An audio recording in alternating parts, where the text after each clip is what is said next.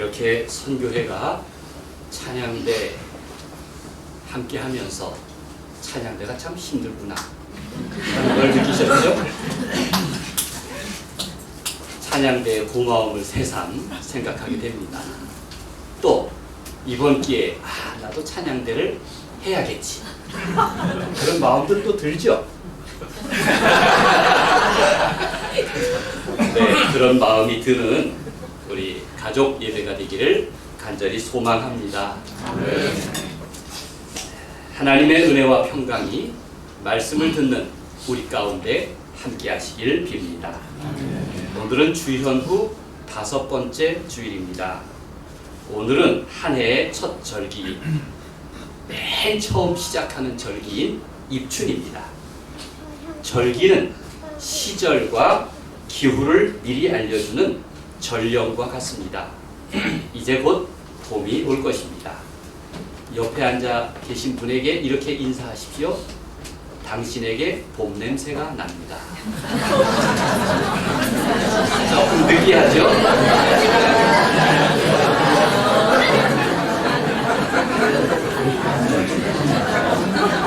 한마디 더 하시죠.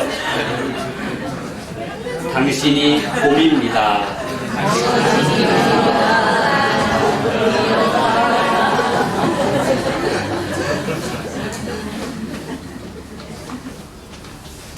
교회력에도 절기가 있습니다. 구약 율법서는 그 제정 배경을 자주 언급하고 있습니다. 모든 사람에게 생일이 있듯이 모든 날들에는 하나님의 창조의 뜻이 있다고 그렇게 말씀하고 있는 것입니다. 특별히 지금 맞이하고 있는 주현절은 예수님을 알아가는 절기입니다. 예수님을 배우는 사랑의 절기라고 말할 수 있습니다. 특별히 색동교회의 자랑인 이 절기 임내송, 절기 임내송은 절기마다 절기의 의미를 찬양하는 유명한 세계 교회의 성가들을 모아둔 것입니다.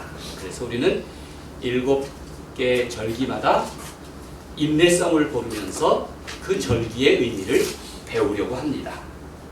특별히 주현절 임내송은 무엇입니까? 예수님은 누구신가? 예수님을 알아가는 절기답습니다. 1990년에 한국에서 만든 성가입니다. 그해 서울에서 JPIC 세계대회가 열렸습니다. JPIC 세계대회는 정의, 평화, 창조 질서의 보전 대회입니다. 그때 보급된 것입니다. 예수님은 누구신가처럼 예나 지금이나 예수 그리스도는 영원한 주제입니다. 이미 35년 전에 오늘 지구인들이 감당해야 할 창조 질서 보전이라는 사명을 바로 말하고 있으니 얼마나 선구적입니까? 그러나 시작은 했으나 그 과정은 지극히 소홀한 것이 오늘 우리의 모습이기도 합니다. 오늘 성경 본문이 참 짧죠? 히브리서 12장 2절 단 한 절입니다. 주현절 요절을 선택한 까닭입니다. 다시 한번 2절 말씀을 읽겠습니다. 시작. 믿음의 주요 또 온전하게 하시는 이인 예수를 바라보자. 그는 그 앞에 있는 기쁨을 위하여 십자가를 참으사 부끄러움을 개의치 아니하시더니 하나님 보좌 우편에 앉으셨느니라. 바로 예수님은 누구신가? 늘 익숙한 것도 막상 내게 물으면 주저하게 됩니다. 신앙 고백도 마찬가지죠. 여러분 가까운 사람에게 당신은 무엇을 믿습니까? 당신이 믿는 예수는 누구입니까? 이렇게 묻는다고 생각해 보십시오. 너무나 잘 알기에 우리는 당황할 수도 있습니다. 반복되는 예배이지만 항상 고백하는 이름이지만 나보고 너의 언어로 내 입술로 고백하라고 하면 조금 어색해질지도 모릅니다. 여러분, 예수님은 누구입니까? 이 질문에 항상 대답할 말을 준비하시기 바랍니다. 내 신앙을 고백하라고 묻는 사람을 향해 내 신앙은 이것이다 라고 여러분의 입술로 고백할 말들을 항상 준비하시기를 간절히 바랍니다. 이런 물음을 들을 때마다 당황하게 됩니다. 그런데 집요하게 질문을 묻고 또 대답할 필요가 있습니다. 남들이 모두 하는 뻔한 정답이 아니라 나만의 대답을 찾으십시오. 필리핀 마닐라 시내의 침례 교회 앞에 이런 배너가 걸려 있다고 합니다.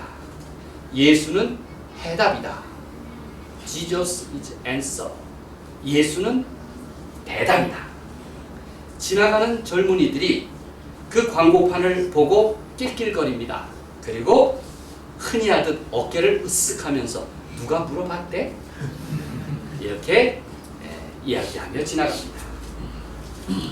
우리는 예수가 정답임을 잘 알고 있습니다. 거의 매주 예배를 통해서 반복 학습을 하고 또 고백을 합니다. 예수님은 누구신가? 예수님은 누구신가? 누가복음은 예수님의 탄생 소식을 전하면서 예수님이 구주요 또 그리스도요 주라 그렇게 증언하고 있습니다. 누가복음 2장 11절 말씀입니다. 너희를 위하여 구주가 나셨으니 곧 그리스도 주시니라. 구주, 그리스도 주 이렇게 고백합니다. 사람들은 나와 예수님의 관계에 대해서 진지하게 묻지 않습니다. 어쩌면 너무나 분명한 대답이고 정답이며 해답이기 때문일 것입니다. 그러나 여러분 물으십시오. 나는 예수님과 어떤 관계인가? 뻔한 정답에 그치고 만다면 예수님은 내게 우상이 되기 쉽습니다. 사람들은 지하철에서 만나는 거리 전도자들, 예수 천당, 불신 지옥 이렇게 이야기하는 사람들이 말할 때 거부감을 느낍니다. 전혀 마음을 열지 않습니다. 사실 예수님을 믿는 사람도 그 이름을 듣고 반가워하지 않습니다. 오히려 우리가 어렸을 적 친구들 앞에서 초라한 모습으로 마주친 부모님처럼 좀 비켜갔으면 부끄러워하기도 합니다. 성숙하지 못한 태도 아닙니까? 내가 그리스도인인 것은 내가 예수님과 관계를 맺고 있기 때문입니다. 나는 그리스도의 사람, 그리스도에게 속한 사람이라는 의미입니다. 그 관계를 친밀하게 하고 내 인생의 드라마로 엮어가는 사람은 행복한 그리스도인입니다.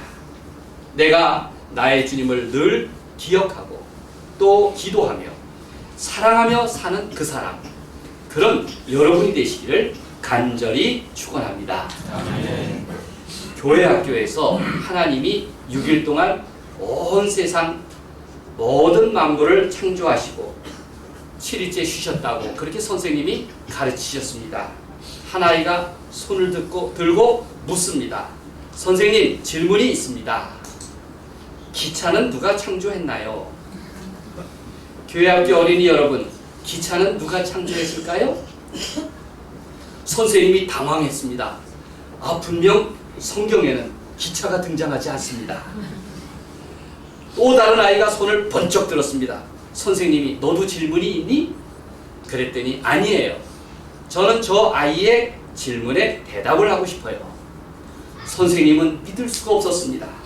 교사인 자신도 대답을 찾지 못했는데 이 아이가 어떻게 답을 할까? 좋아, 한번 대답해 봐라. 기차를 누가 창조했지? 이 아이가 대답합니다. 성경에는 하나님께서 땅에 기는 모든 것을 창조했다고 말씀하셨습니다. 당연히 기차도 하나님이 창조하셨습니다. 이렇게 대답을 했습니다. 사실 제일 똑똑한 때는 어린 시절입니다. 여러분, 우리 어린아이들 얕보지 마십시오. 가장 똑똑한 시절입니다. 어린아이에게도 분명한 자기 생각이 있기 때문입니다. 예수님은 마태복음에서 베드로에게 또 요한복음에서 마르다에게 너희는 나를 누구라 하느냐 이렇게 물으십니다. 남들 이야기하지 말고 너는 나를 누구라고 생각하느냐? 내 삶에서 나는 어떤 의미가 있는 거냐? 나와 너의 관계에서 내 위치와 비중은 어느 정도 되는 거지? 그렇게 물으십니다. 과연 내게 있어서 예수님은 누구십니까? 내 입술로, 내 생활로 다시 고백을 정리할 필요가 있습니다. 만약 더 이상 물음이 없다면, 내가 이미 다 알고 있다고 생각한다면 우리의 신앙은 별로 성장과 성숙을 기대할 게 없을 것입니다. 마태복음 16장에는 그 유명한 예수님께서 제자들에게 너희는 나를 누구라고 하느냐 물으시는 대목이 나옵니다. 마태복음 복음서 정확하게 중간 부분입니다. 예수님이 행하신 공생애를 중간 결산하는 내용이라고 볼 수 있습니다. 예수님은 이제 십자가의 길을 가시기 전에 제자들에게 중간 시험을 치르시는 겁니다. 먼저 예수님은 제자들의 대답을 돕기 위해서 선행 질문을 하셨습니다. 남들이 나를 누구라고 하더냐? 남들이 나를 가리켜 누구라고 하느냐? 그때 분위기를 한번 살펴보겠습니다. 예수님과 제자들은 빌립보 가이사랴 지방에 있었습니다. 그곳은 갈릴리 북쪽에 있는 이방 지역으로 이곳에 바알 숭배 신당과 가이사 황제를 신격화한 거대한 신전이 있었습니다. 저도 성지 순례 가서 이 지역을 방문한 일이 있습니다. 제자들은 그런 지역적 분위기에서 하나님 신앙과 우상 숭배의 대립과 갈등을 느꼈을 것입니다. 무엇보다 두려운 일은 로마 제국이 강요하던 황제 숭배의 압박이었습니다. 사실 예수님에 대해서 남들은 어떻게 생각하느냐라는 질문은 비교적 대답하기가 수월했습니다. 정답은 이미 나와 있기 때문입니다. 제자들이 대답합니다. 더러는 세례 요한, 더러는 엘리야, 어떤 이는 예레미야나 선지자 중에 하나라 하더이다. 이렇게 대답했습니다. 당시 예수님을 겪어본 사람들은 어느 정도 결론을 내리고 있었습니다. 예수님은 선지자시고 그 중에 탑 클래스에 속합니다. 제자들이 선지자 중에 엘리야, 예레미야를 손꼽은 것은 그만큼 백성의 기대가 얼마나 컸던가 하는 것을 알 수 있습니다. 오늘까지도 유대인들은 가장 커다란 절기인 유월절을 지킬 때 집에서 밥을 먹으면서 반드시 빈자리 하나를 남겨준다고 합니다. 그것은 바로 메시아를 위한 빈자리인데 엘리야는 메시아를 준비하는 사람으로 알려져 있기 때문입니다. 엘리야의 빈자리인 것입니다. 사람들은 예수님을 메시아의 전령자로 보았고 하나님이 직접 개입하심을 선포하는 선구자로 받아들였습니다. 그런데 제자들의 대답은 모범답안일지 몰라도 정답은 아니었습니다. 예수님에 대한 대답은 그 시대만이 아닙니다. 지금도 유효합니다. 여전히 새로운 예수전이 나오면 화제가 됩니다. 요즘도 예수님은 여느 연예인 못지않게 핫 이슈가 됩니다. 도마복음이니 다빈치 코드니 예수님에 대한 관심은 현재 진행형입니다. 독일의 성서학자인 게르트 타이센이라는 분이 있습니다. 이분이 사람들에게 예수님을 좀 더 흥미진진하게 소개하기 위해서 책을 썼습니다. 예수님이 누구신지를 그 시대의 분위기 속에서 조명하려고 한 것입니다. 갈릴레아의 사람이라는 제목입니다. 주인공 안드레아는 갈릴리의 세포리스 출신으로 그는 유대인이지만 로마 정보기관의 비밀 요원입니다. 그는 로마와 유대 혁명당원 사이를 오가면서 이중 간첩 역할을 합니다. 예수님 이야기가 흥미진진해지죠? 그는 가까이에서 예수님을 탐지하고 탐문하면서 그 결과를 로마 당국에 보고합니다. 유대인 정보원 안드레아는 주도 면밀한 보고서를 작성했습니다. 그는 바루흐라는 인물을 통해서 이렇게 보고했습니다. 바루흐는 예수님을 부정하던 사람이지만 그의 죽음을 믿지 않으며 이렇게 실토했습니다. 아닙니다. 그는 죽지 않았어요. 그는 죽은 뒤에 변화된 형태로 나타났습니다. 이제 짐승들의 지배는 영원히 계속될 수 없습니다. 인간이 참 사람이 나타나야 합니다. 그리고 모두가 그 속에서 예수의 모습들을 깨닫게 될 것입니다. 이렇게 보고서를 작성합니다. 이제 이번에 예수님은 제자들을 향해서 너희는 나를 누구라고 하느냐 이렇게 질문하십니다. 그것은 모범답안을 말하는 것이 아닙니다. 너는 나를 누구라고 생각하느냐? 질문을 내게서 해답을 찾으라고 그렇게 요구하고 있습니다. 그 대답은 나의 존재, 나의 삶, 나의 구원이라는 나만의 것입니다. 결코 양보할 수 없는 대답인 것입니다. 그래서 베드로가 한 대답이 이렇습니다. 주는 그리스도시요 살아계신 하나님의 아들이시니이다. 모든 사람에게 가장 잘 알려진 대답이 되었습니다. 따라하십시오. 주는 그리스도시요 살아계신 하나님의 아들이십니다. 여러분, 남자 베드로는 이렇게 대답했고 요한복음에는 여자 마르다도 대답한 이야기가 나옵니다. 마르다는 대답합니다. 주는 그리스도시요 세상에 오시는 하나님의 아들이신 줄 내가 믿나이다. 우리 사회가 너무 가부장제 사회가 되다 보니까 제자라는 엘리트를 강조하다 보니까 한 여성 마르다의 신앙 고백에 대해서는 좀 소홀히 하였습니다. 이번 기회에 마르다의 신앙 고백을 한번 익혀두시길 바랍니다. 따라하십시오. 주는 그리스도시요 세상에 오시는 하나님의 아들이신 줄 내가 믿습니다. 베드로의 대답이나 마르다의 대답이나 같지 않습니까? 베드로와 마르다의 대답은 공식 문구의 교리문답이 아닙니다. 그들의 삶에 찾아오신 예수님의 사랑에 대한 가장 적절한 응답이었습니다. 반복된 학습 결과가 아닙니다. 그들이 만난 예수님에 대한 자연스러운 반응이었습니다. 베드로와 마르다처럼 그 이후에도 사람들은 대답합니다. 아무개도 누구도 다 예수 그리스도는 내게 있어서 어떤 분이시라고 말합니다. 대답은 모든 사람에게 돌아가며 이어집니다. 우리 색동교회 여러분에게도 그 대답을 요구하고 있습니다. 그것이 어제와 오늘 계속되는 신앙의 역사인 것입니다. 어제 새벽에 여러분들 아시안컵 축구를 보셨습니까? 네, 저는 봤습니다. 마치 새벽 기도가 없는 토요일 새벽이어서 마음껏 봤습니다. 아주 극적인 승리를 거두더군요.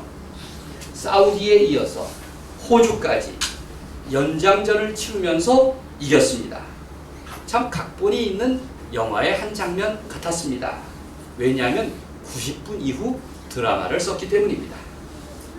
그리고 이제 얼마 후 준결승 상대는 요르단입니다. 예선에서 2대2로 비겼는데 다시 맞붙게 되었습니다. 요르단은 여러분에게 친숙한 나라죠? 우리가 늘 요단강 하지 않습니까? 바로 그 요르단입니다. 색동교회가 후원하는 요르단 선교사 부부가 그곳에 있고 작년에 우리는 그분들을 만난 적도 있습니다. 무엇보다 성경의 배경이 되는 나라입니다. 왕정 국가이지만 비교적 민주적이고 자유로운 나라입니다. 그래서 개신교회 선교사들도 들어가 있습니다. 중동 평화를 이끈 전 요르단 국왕 후세인이라는 유명한 왕이 있습니다. 그런데 그 후계자 압둘라 왕이 지금 다스리고 있습니다. 1999년부터 요르단을 다스리는 압둘라 왕이 그가 유명합니다. 왜냐하면 변장을 하고 공공 시찰을 하기 때문입니다. 그의 목적은 일반 시민들과 대화하고 그들이 무슨 생각을 하고 있고 특별히 공무원들이 백성들에게 잘 공평하게 대우하고 그리고 일하고 있는지를 점검하려고 하는 것입니다. 그래서 압둘라 왕은 공무원들이 백성들에게 봉사를 잘하는지 어떤 친밀한 관계를 갖고 있는지 알아보기 위해서 정부기관들을 변장을 하고 찾아가 보기도 하고 병원을 방문하기도 합니다. 압둘라 왕은 그가 뉴욕에 있을 때 이런 아이디어를 얻었다고 했습니다. 군중들에게 둘러싸여 있어서 그가 자유롭게 호텔을 떠날 수 없기 때문에 변장을 한 것이 계기가 되었습니다. 아마 중동 사람들은 변장하기가 쉬울 겁니다. 뭘 뒤집어 쓰면 되니까요. 그 방법이 성공적이었습니다. 그래서 귀국한 후에도 같은 방법을 쓰고 거리로 시장으로 나갔습니다. 압둘라 왕의 변장 시찰이 시작된 후부터 요르단의 공무원들의 태도가 어떻겠습니까? 그들은 또 병원 직원들은 모든 사람들을 임금님처럼 대접하기 시작했습니다. 예수님은 오늘도 우리의 삶 중심과 언저리에서 나를 찾아오십니다. 예수님은 변장을 하고 계십니다. 그래서 신학적으로 변장하신 예수님이란 개념도 있습니다. 날마다 내가 마주치는 사람들 가운데서 어쩌면 예수님과 마주칠 수 있습니다. 예수님이 낯선 모습으로 나를 찾아오시기 때문입니다. 과연 예수님은 누구실까요? 나의 하나뿐인 삶, 우리 시대에 어떤 의미가 있습니까? 그리스도교는 뻔한 정답만을 가르치는 교리 종교가 아닙니다. 오늘 한국교회가 문자주의 종교, 교리주의 종교가 되었기 때문에 사람들은 뻔한 대답만을 강요받고 있고 그리고 뻔한 그리스도만을 전합니다. 예수 천국, 불신 지옥. 이런 뻔한 그리스도교가 우리는 아님에도 불구하고 그동안 질문하지 않았기에 내 삶에서 물음을 던지지 않았기에 내 입술의 고백으로 주님을 예배하고 사랑하지 못했기에 우리 교회는 너무 화석화되었습니다. 너무 형식주의적 모습이 되고 말았습니다. 그렇지 않습니다.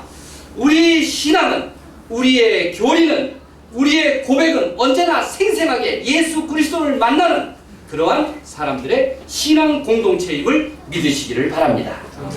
그렇기 때문에 당연히 교회는 예수님의 생생한 사랑을 전해야 합니다. 그것을 다 알고 있습니다. 그런데 우리는 교회 안에서만 그렇게 합니다. 오히려 사회적으로는 예수가 누구신지, 예수가 어떤 분인지 침묵하고 있습니다. 그것이 오늘 우리 교회가 지닌 병입니다. 우리는 사람들이 교회에 대해서 궁금하게 만들어야 합니다. 누가 물어봤어? 이런 태도가 아니라 사람들이 예수님에 대해서, 교회에 대해서 호기심을 갖게 만들어야 합니다. 바로 나의 모습을 통해서, 우리 자신의 모습을 통해서 그렇게 할 수가 있는 것입니다. 처음 중국 사람들은 성경을 번역하면서 하나님 이름을 뭐라고 부를지 적절한 이름을 찾았습니다. 도대체 성경이 말하는 각, 이걸 중국말로는 뭐라고 옮겨야 될까? 그래서 두 가지를 채택했습니다. 하나는 신, 그리고 또 하나는 상제입니다. 여러분 옥황상제, 그 상제입니다. 두 가지 사이에서 선택이 좁혀지지가 않았습니다. 그래서 지금도 하나님의 이름을 따라서 신역 성경, 상제역 성경 이렇게 두 가지로 나뉘어 번역되었습니다. 신과 상제 두 가지 간격이 좁혀지지 않았기 때문입니다. 그러면 중국인들은 예수님을 뭐라고 번역했을까요? 제가 여러분들에게 몇 차례 말씀드린 바가 있습니다. 예수님을 뭐라고 번역했을까요? 야소라고 번역했습니다. 야소. 물론 중국말로는 다르게 부르죠. 그것을 따라서 우리 한국 사람들은 야소교를 예수님의 종교, 그리스도교라고 불렀습니다. 그런가 야 깨달을 소자입니다. 그런가? 아, 그렇구나. 이게 예수님의 이름입니다. 이것을 이렇게 번역할 수 있죠. 의심과 방황으로부터 깨어나게 하는 분. 그런가? 아, 그렇구나. 의심과 방황으로부터 깨어나게 하는 분. 그게 바로 야소라는 뜻입니다. 그렇습니다. 지혜로운 중국인입니다. 내게 있어서 예수님은 누구십니까? 예수님은 바로 나를 의심과 방황으로부터 깨어나게 하는 분입니다. 더 나아가 내 삶의 변화와 혁명을 일으키신 분, 그분이 바로 나의 주님이십니다. 예수님은 교리적 개념, 문자적 개념에 머물러 있는 분이 아닙니다. 예수님은 내 삶의